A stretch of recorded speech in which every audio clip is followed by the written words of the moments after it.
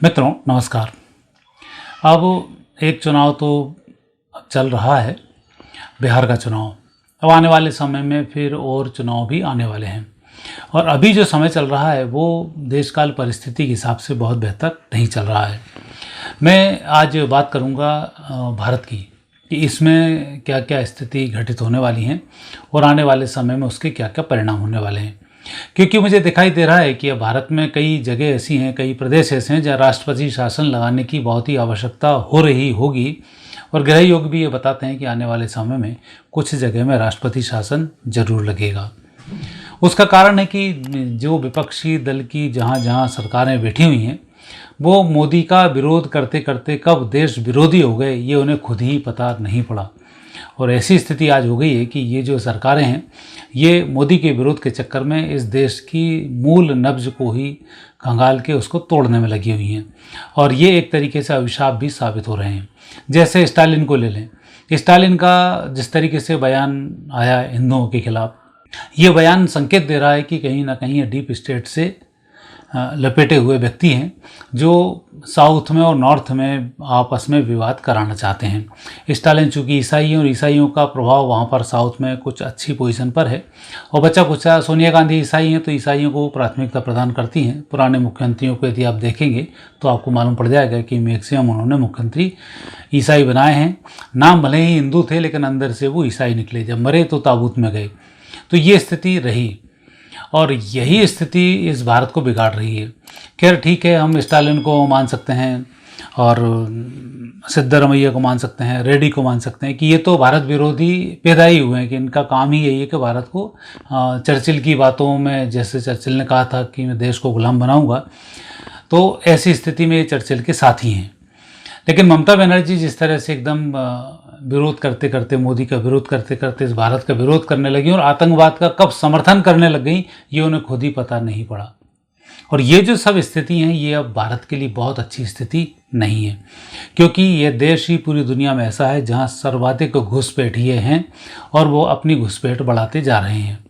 और सबसे बड़ी बात यहाँ पर यह आती है कि जो बीजेपी शासित प्रदेश हैं वहाँ इन घुसपैठियों की पकड़ कांग्रेस शासित या विरोधी शासित प्रदेशों से बहुत अधिक मजबूत होती जा रही है। उसके भी कुछ कारण हैं कि बीजेपी शासित जितने भी मुख्यमंत्री हैं ये अब मलाई खाने में लगे हुए हैं और बड़े निश्चिंत हो गए हैं कि हमें कोई हटा नहीं सकता, क्योंकि हिंदुओं का एकत्रीकरण इनके लिए एक तरीके से गोल्डन युग साबित हो चुका है और वो हो भी रहा है। और हिंदू चाहते हुए भी इन लोगों को बदल नहीं पा रहे हैं। परिस्थिति ऐसी बन रही है कि भारत में एक हिंदू राष्ट्र बनाना है, हिंदू एकत्रीकरण है। वो एकत्रीकरण होके जाएगा कहाँ? वो कौन ऐसी पार्टी है जो हिंदुओं की रक्षक पार्टी है? यदि समाजवादी की तरफ जाएं तो वो फिर आतंकवादियों को इकट्ठा करना शुरू करते हैं, ममता की तरफ जाएं वो इकट्ठा करना शुरू करते हैं, साउथ में जाएं वो आतंकियों का साथ देना शुरू करते हैं। इवन मध्य प्रदेश में 1.5 साल की सरकार आई, वहीं आतंकवादियों को समर्थन करने लग गई। तो ऐसी स्थिति में हिंदुओं का एकत्रीकरण होकर बीजेपी को समर्थन देना और बीजेपी के मुख्यमंत्रियों का निरंकुश होकर सत्यानाश की ओर आगे बढ़ाना बहुत अच्छा संकेत नहीं प्रदान कर रहा है और ये देश के लिए बहुत अच्छा रिजल्ट्स नहीं है। उसके कुछ गृह कारण भी हैं और कुछ ग्रह के साथ साथ एक आदतन कारण भी होते हैं। जैसे गृह योगों के अनुसार यदि कोई व्यक्ति चुनाव जीतता है, कोई पार्टी चुनाव जीतती है, नाम किसी और का हो, जैसे उस समय मुलायम सिंह के नाम पर उत्तर प्रदेश में पार्टी जीती, लेकिन मुख्यमंत्री किसको बना दिया? अखिलेश यादव को।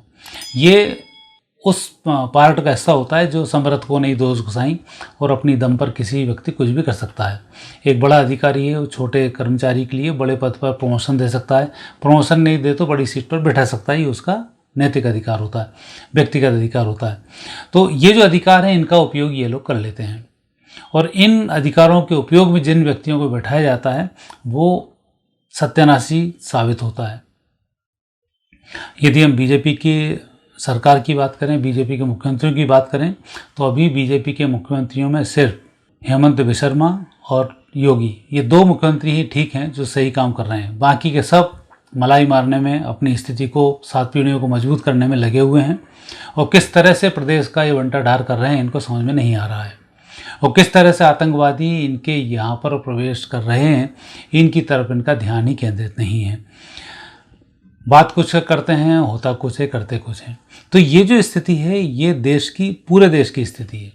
यहाँ में अभी बीजेपी कांग्रेस, उनका उदाहरण मैंने इसलिए दिया कि कांग्रेस या बीजेपी के विरोधी जो दल हैं वो जहाँ सत्ता में हैं वो नरेंद्र मोदी का विरोध करते हैं, और विरोध करते करते कब देश के विरोधी हो गए उन्हें पता नहीं पड़ा। ममता बनर्जी नरेंद्र मोदी का विरोध करते करते देश की विरोधी हो गई, कब बंगाल की हत्यारण के रूप में हो गई ये उन्हें पता नहीं पड़ा कि बंगाल में कितनी हत्याएं वहाँ पर हो रही हैं, और ऐसी स्थिति में नेगेटिव रहे। ये तो विरोधी की बात है, लेकिन सत्ता पक्ष के ही मुख्यमंत्री जब सत्ता के विरोध में काम करने लगे और स्थिति को बिगाड़ने लगे तो ये भी एक नेगेटिव स्थिति है। तो इन सब का ओवरऑल यदि हम निष्कर्ष निकालते हैं तो कुंडलियों से निष्कर्ष निकलता है कि इस समय में इस देश में चाहे सत्ता पक्ष की सरकार हो चाहे विपक्ष की सरकार हो, अराजकता का माहौल बना हुआ है और अपराधी यहाँ पर चल रहे हैं, और आने वाले समय में यही अपराधी देश के अंदर भी हमला करेंगे और एक देश को बाहर से भी लड़ना पड़ेगा, ऐसी स्थिति बन रही है। तो दो तरह की चुनौतियाँ यहाँ पर आ रही हैं, और उन चुनौतियों का सामना देश के बाहर बैठकर, देश की बॉर्डरों पर बैठकर हमारे जांबाज सिपाही, हमारे मिलिट्री के जवान, बीएसएफ, सीएसएफ, ये फोर्स बहुत अच्छे से काम कर रही है। तो वहाँ तो आवश्यकता ज़्यादा नहीं है, वो आसानी से किसी भी शत्रु का सामना करने के लिए समर्थ हैं। लेकिन हमारे अंदर जो बैठे हुए देश विरोधी तत्व हैं, देश को तोड़ने वाले तत्व हैं, उन पर हमारी लोकल सरकारों का नियंत्रण नहीं है और वो कुछ कर भी नहीं पा रहे हैं यदि हम योगी को और हेमंत बिस्वा शर्मा को छोड़ दें तो। वो बचा खुचा कानून का भी एक ऐसा मामला फंसता है कि सदियों तक तो कोर्ट केस चलते हैं और गवाह इतना परेशान हो जाता है कि वो आगे गवाही से पलट जाता है, और आगे जब गवाह पलट जाते हैं तो केस सीधा सीधा विरोधी के पक्ष में, जो उपद्रवी है उसके पक्ष में आ जाता है। अभी भी कुछ एक फैसला ऐसा हुआ कि इस लड़की के साथ किसी ने बलात्कार किया और सुप्रीम कोर्ट में जाकर उसका समझौता हुआ। तो समझौता होने का मतलब ये है कि वो अन्याय हुआ है उस महिला के साथ। जब लोअर कोर्ट में लड़ा होगा, हाई कोर्ट में लड़े होंगे, लोअर में धमकी दी होगी, हाई कोर्ट में उसको धमकी दी होगी, सुप्रीम कोर्ट में जाकर जब देखा फरियादी ने कब मैं यहाँ पर निस्तेदामद हो सकता हूँ, तो खरीद फरोख्त करके उसने सारी व्यवस्थाओं को करके अल्टीमेट सेटलमेंट की बात आई होगी। तो किसी भी समस्या का, किसी भी न्याय का समाधान ये नहीं है कि उन दोनों के बीच में समझौता कराया जाए। न्याय का मतलब होता है हाँ और ना, किसके पक्ष में किसके पक्ष में नहीं है। आज कोर्ट में इतने लंबे केस लड़ जाते हैं कि तलाक के केस भी 10 साल बाद समझौते पे जाते हैं, और 10 साल तक जो जीवन बिगड़ा उसका खामियाजा कौन भुगतेगा। तो वहाँ कुछ नहीं होता है, और इसलिए एआई के माध्यम से आजकल न्याय की व्यवस्था की जा रही है, जिसका हमारे न्यायाधीश विरोध कर रहे हैं कि एआई व्यक्ति की मानसिकता को नहीं समझता है, भावनाओं को नहीं समझता है। भावनाओं को एआई इसलिए नहीं समझता है कि आपकी भावना वहाँ जाती है जहाँ से पेटी आती है, तो आपकी भावना उधर कन्वर्ट हो जाती है। तो कुछ कुल मिलाकर स्थिति न्यायिक व्यवस्थाओं की भी बहुत बेहतर प्रदेशों के हिसाब से नहीं है। तो ये जो ग्रह योग बता रहे हैं ये संकेत बहुत विपरीत प्रदान कर रहे हैं कि जितना खतरा देश के बाहर से नहीं है उससे अधिक खतरा देश के अंदर से उत्पन्न हो रहा है।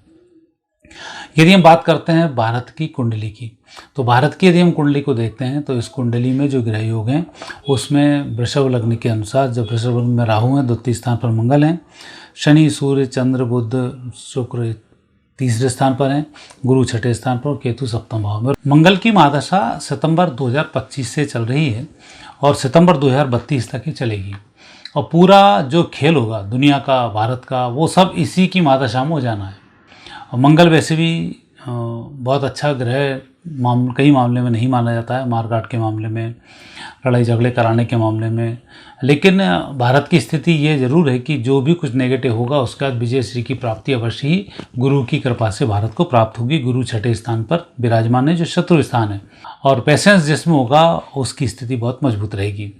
यदि हम 2025 की वर्ष कुंडली को देखते हैं तो 25 की वर्ष कुंडली में वृषभ लग्न था, गुरु और शुक्र द्वितीय स्थान पर, सूर्य बुध तृतीय स्थान पर, केतु चतुर्थ स्थान पर, मंगल पंचम भाव में, राहु दसम पर, शनि एकादश में और चंद्र द्वादश भाव में थे।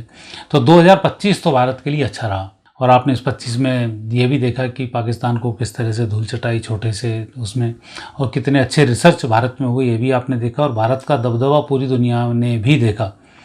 ट्रंप अमेरिका के राष्ट्रपति का कोई फ़ोन नहीं उठाया, ये दुनिया में पहली बार हुआ, लेकिन अब स्थिति ये बनने वाली है कि आने वाले समय में भारत का दबदबा और तेज़ी के साथ बढ़ने वाला है।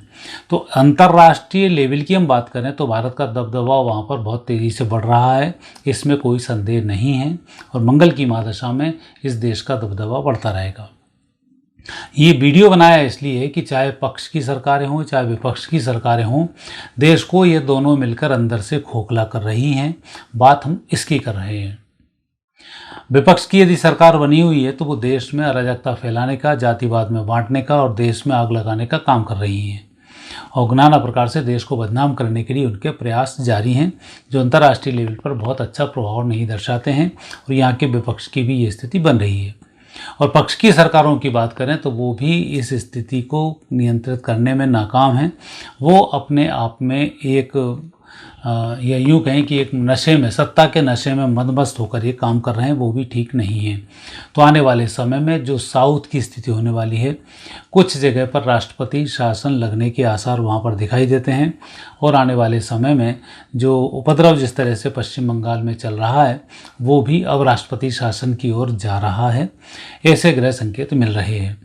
स्थिति यह है कि जो SIR का काम चल रहा है, उस SIR के काम में जहाँ पर बीजेपी के विपक्षी सरकारें बैठी हैं, वो इसमें अड़ंगे फंसाना शुरू करेंगी और ये विवाद का एक बहुत बड़ा कारण बनने जा रहा है, क्योंकि वो गद्दारों को साथ लेकर चलने का काम कर रहे हैं और देश की जो सरकार है वो इनके खिलाफ काम कर रही है। तो ऐसी स्थिति में जितने भी विदेशी लोग आए हुए हैं, घुसपैठी आए हुए हैं, वो घुसपैठ करेंगे बीजेपी शासित राज्यों में, जहां वो अपने आप को सुरक्षित महसूस करेंगे। और उनकी जहाँ तक व्यवस्थाओं का सवाल है तो कलकत्ता, पश्चिम बंगाल की पूरी स्थिति को देखते हैं तो वहाँ पर जो बांग्लादेशी भरे पड़े हैं, उनका समर्थन करने में ममता बनर्जी कोई कसर नहीं छोड़ेगी। तो ये जो स्थिति बन रही है, फरवरी 2026 तक तो मंगल में मंगल चल रहा है, तो फरवरी 2026 तक तो मंगल में मंगल की जो स्थिति है, उसमें ये लोग अपने काम को सही रूप से अंजाम देने में सफल रहेंगे। लेकिन जैसे ही फरवरी 26 के बाद राहु का पदार्पण मंगल की महादशा में होगा, तो राहु की जो स्थिति बनती है वो 10वें भाव में बन रही है। तो 10वें भाव में राज्य का क्षेत्र है और ऐसे समय में मंगल की महादशा है, मंगल में राहु का अंतर, ये फिर अंगारक योग बनाता है और फरवरी 26 से लेकर फरवरी 27 के अंदर कुछ जगह में राष्ट्रपति शासन लगाने के संकेत यह प्रदान कर रहा है। तो ऐसे समय में साउथ के कुछ क्षेत्र होंगे, पश्चिम बंगाल होगा, यहाँ पर राष्ट्रपति शासन लगने के पूरे आसार ग्रह योगों के अनुसार बन रहे हैं। और यदि राष्ट्रपति शासन नहीं लगाया तो वहाँ पर इतनी ज़बरदस्त अराजकताएँ फैलेंगी और ज़बरदस्त मारकाट की स्थिति बनेगी, क्योंकि मंगल राहु का जो अंगारक योग है, ये योग आगजनी की घटनाओं, शासन के सामान की क्षति के लिए, आपस में विद्रोह के लिए ये बहुत बड़ी जिम्मेवारी का काम करता है। अब दूसरी स्थिति यहाँ पर बनती है कि शनि का जो चल रहा है चलन, वो है द्वादश भाव में। तो ये संकेत भी शनि राहु की दृष्टि से बहुत अच्छे प्रदान नहीं करता है। तो अंदर, राज्यों के अंदर जिस प्रकार की अराजकताएं आने वाले समय में देखी जाएंगी, उतनी अराजकताएं अपनी बाउंड्री वाल पर भी देखी जाएंगी। लेकिन बाउंड्री पर सफलता के पूरे योग बनते हैं, क्योंकि मंगल एक योद्धा ग्रह भी है जो डायरेक्ट फाइट करने में तो जीत जाएगा, लेकिन राज्यों के अंदर की जो फाइट होती है, उस फाइट में बहुत चीज़ों का ध्यान रखा जाता है। अपराधी और आतंकी, आपने देखा होगा, बच्चों को आगे कर देते हैं, महिलाओं को आगे कर देते हैं और हमारा देश का कानून इन दोनों के आगे बेवश हो जाता है। उसके लिए कोई नियम ही नहीं बनाए गए हैं। तो ऐसी स्थिति जो बनती है वो बहुत बेहतर नहीं है और इन्हीं देश के नियमों के बीच में से सेंध लगाकर इस प्रकार की अराजकताएँ फैलाई जाएंगी और उस अराजकता को रोकने में सत्ता पक्ष की सरकारें, विपक्षी सरकारें दोनों नाकामयाब रहेंगी। विपक्ष की सरकारें वहाँ से आतंकियों को भगाकर सत्ता पक्ष के क्षेत्र में प्रवेश कराएंगी और बॉर्डरों की जहाँ तक स्थिति है, वहाँ पर यदि मणिपुर की बात करें, विशेष रूप से तो हम ईस्ट, नॉर्थ ईस्ट के इन क्षेत्रों की बात करते हैं, तो ये क्षेत्र साउथ ईस्ट, नॉर्थ ईस्ट बहुत बेहतर परिणाम वाला नहीं है। यहाँ पर स्थिति लगातार नेगेटिव होती रहेगी। तो ये जो परिस्थिति है आने वाले समय में भारत के लिए अच्छे फल प्रदान नहीं कर रही है। यहाँ पर जनता को बहुत सजग रहने की आवश्यकता महसूस हो रही है। तो आने वाला जो समय है वो समय कई जगह में राष्ट्रपति शासन लगने के संकेत प्रदान कर रहा है और जनता में नाना प्रकार की परेशानियों के भी काम को ये अंजाम देने की ओर आगे बढ़ रहा है। तो आने वाला समय डगर कठिन है, थोड़ा सा संभल कर चलेंगे, राष्ट्रवादी बने रहेंगे तो पार पा पाएंगे, अन्यथा राष्ट्र के अंदर नेगेटिव स्थिति बहुत अधिक बन रही है। तो मित्रों, आज इतना ही।